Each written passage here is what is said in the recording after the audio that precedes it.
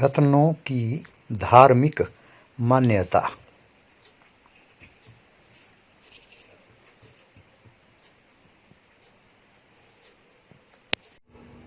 हमारे ग्रंथों के अनुसार रत्नों में दैवीय शक्ति निहित होती है।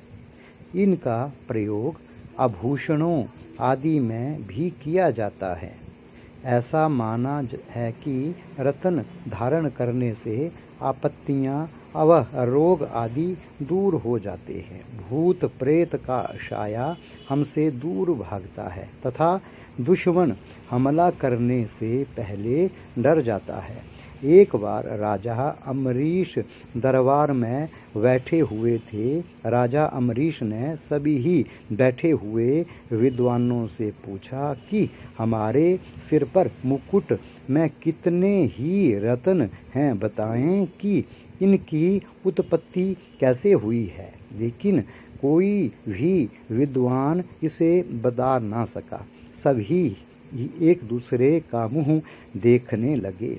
राजा की बात को समझकर महर्षि पराशर जी ने वेद पुराणों के आधार पर रत्नों के बारे में बताया कि उन्होंने कहा कि स्वर्ग, पाताल और पृथ्वी तीनों लोक में रत्न पाए जाते हैं। हम जो सबसे ज़्यादा रत्नों का उपयोग करते हैं वह मृत्यु लोक का रत्न होता है, क्योंकि स्वर्ग में जो रत्न होते हैं उनका देवता उपयोग करते हैं और जो पाताल में रत्नों का इस्तेमाल किया जाता है वह सर्पों के द्वारा उपयोग किया जाता है।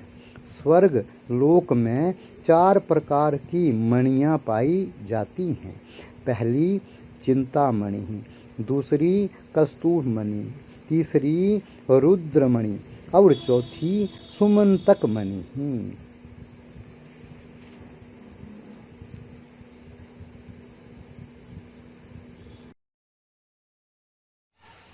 स्वर्गलोक में जो 4 मणियाँ पाई जाती हैं उनमें पहली चिंतामणि, जिसका के रंग सफ़ेद होता है और जिसे स्वयं ब्रह्मा जी ने धारण किया हुआ है। दूसरी कस्तूरमणि, यह मणि कमल के फूल की तरह सूर्य की आभा से युक्त होती है और जो समुद्र मंथन के समय उत्पन्न हुई थी, जिसको भगवान विष्णु ने स्वयं धारण किया हुआ है। तीसरी है रुद्रमणि, यह मणि सोने की चमक की तरह होती है और जिसका भगवान श्री शंकर जी ने धारण किया हुआ है। चौथी स्यमंतक मणि, यह मणि नीले रंग की आभा के समान इंद्र धनुष की तरह होती है और जिसको स्वयं भगवान सूर्य जी ने धारण किया हुआ है।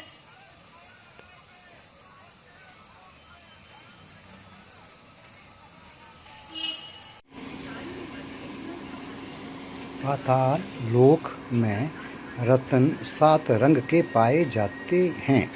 काला, नीला, हरा, पीला, मटमैला, सफ़ेद और गुलाबी। जितने प्रकार के सर्प पाए जाते हैं उतने प्रकार के रंगों की सर्प मणियाँ भी होती हैं। प्रत्येक सांप के पास सर्प मणि नहीं होती है।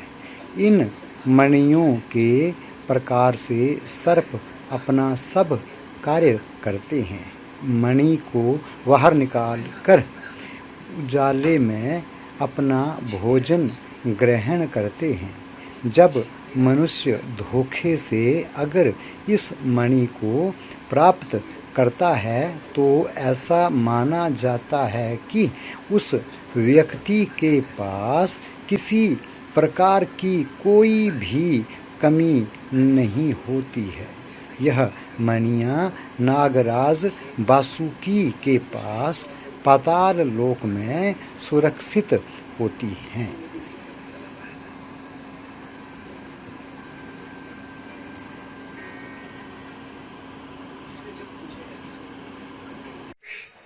पृथ्वी लोक के रत्न ग्रंथ व पुराणों के अनुसार राजावली के शरीर से 21 रत्न प्राप्त हुए थे, जिनका पृथ्वी लोक के रत्न कहा जाता है।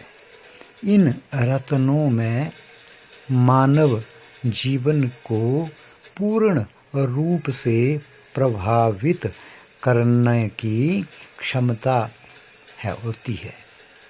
इनमें पहला माणिक्य, दूसरा मोती, तीसरा मूंगा, चौथा पन्ना, पांचवा पुखराज, छठा हीरा, सातवां नीलम, आठवां गोमेद, नौवां लहसुनिया, 10वां फिरोजा, 11वां चंद्रकांत मणि, 12वां घृत मणि, 13वां तेल मणि, 14वां भीखमक मणि, 15वां उपलक मणि, 16वां स्फटिक मणि, 17वां पारस मणि, 18वां उल्लूक मणि, 19वां लाजवर्त मणि, 20वां मासर मणि और 21वां संग मणि होती है।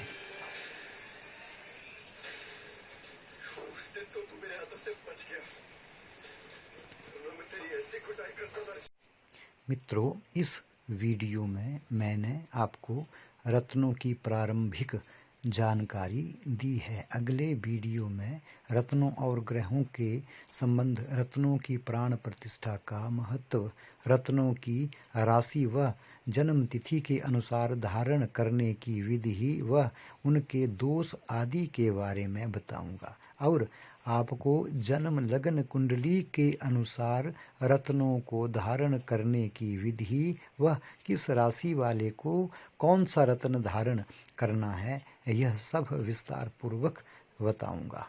तो प्लीज़ इस वीडियो को सब्सक्राइब करना मत भूलना और शेयर करना भी मत भूलना। मैं हर वीडियो में अलग तरह से आपको पूरी तरह से ज्योतिष के नियमों को, रत्नों के बारे में, किसको कहाँ पर किस बीमारी के लिए, किस परेशानी के लिए कौन सा रत्न धारण करना है, सब विस्तार पूर्वक बताऊंगा। तो अगर आप को भी कोई परेशानी समस्या है तो नीचे डिस्क्रिप्शन में आप लिखकर मुझे बताएं, मैं अवश्य ही आपको समाधान भी बताऊंगा। और आज के लिए इतना ही, धन्यवाद। दूसरे वीडियो में फिर मिलते हैं।